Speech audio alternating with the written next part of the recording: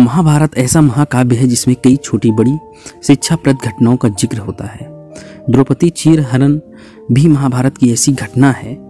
द्रौपदी पंचाल देश की राजकुमारी थी। उसका विवाह अर्जुन से हुआ था। अर्जुन ने द्रौपदी के स्वयंवर में मछली की आंख में निशाना साधकर उनसे विवाह किया था, लेकिन माता कुंती के अनजाने में दिए गए आदेश से द्रौपदी पांडव यानी पांचों भाइयों की पत्नी बन गई। एक बार की बात है जब पांचों भाइयों से सबसे बड़े युधिष्ठिर इंद्रप्रस्थ नगर पर राज कर रहे थे। उस समय हस्तिनापुर का राजा दुर्योधन था और पांचों पांडव उनके चचेरे भाई थे। दुर्योधन कौरवों से सबसे बड़ा था, अपने चचेरे भाई यानी पांडवों से जलता था। दुर्योधन सबसे ज्यादा अपने चालाक मामा शकुनी को मानता था। शकुनी ने दुर्योधन को सलाह दी कि वो पांडवों को जुआ खेलने के लिए आमंत्रित करे। पांडवों ने अपने भाई दुर्योधन को निमंत्रण स्वीकार कर लिया।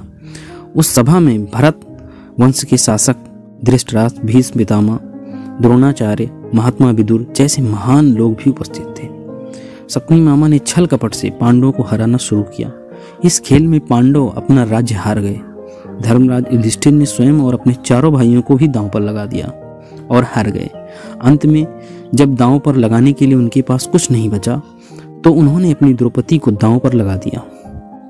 दुर्योधन तो जैसे इसी पल का इंतजार कर रहा था। शकुनी मामा की मदद से उसने जुए में द्रौपदी को भी जीत लिया। द्रौपदी को जीतने के बाद दुर्योधन ने अपने भाई दुशासन को आदेश दिया कि वो द्रौपदी को भरी सभा से बाल पकड़कर और घसीटते हुए लेकर आए। भाई से आज्ञा मिलते ही दुशासन द्रौपदी के कक्ष में गया और उसे सभा में चलने को कहा। रानी द्रौपदी बहुत ही स्वाभिमानी और पतिव्रता थी, इसलिए उन्होंने दुशासन के साथ चलने से मना कर दिया। दुशासन ने गुस्से में आकर द्रौपदी के बाल पकड़ लिए और उसे खींचते हुए भरी सभा में लाकर खड़ा कर दिया। दुर्योधन ने दुशासन को आज्ञा दी कि वो द्रौपदी को भरी सभा में निवस्त कर दे। दुशासन ने जैसे ही द्रौपदी के वस्त्र को हाथ लगाया, द्रौपदी ने श्री कृष्ण को मदद के लिए पुकारा। श्री कृष्ण अपने भक्तों को कभी नाराज नहीं करते। कृष्ण ने जब द्रौपदी की करुण पुकार सुनी तो उन्होंने द्रौपदी की साड़ी को बढ़ाना शुरू कर दिया। दुशासन द्रौपदी का चीर खींचता रहा, लेकिन वो जितना खींचता वस्त्र उतना ही बढ़ता जाता।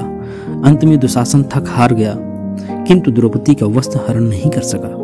ऐसा कहा जाता है कि महाभारत युद्ध के पीछे सबसे बड़ा कारण द्रौपदी चीर हरण ही था।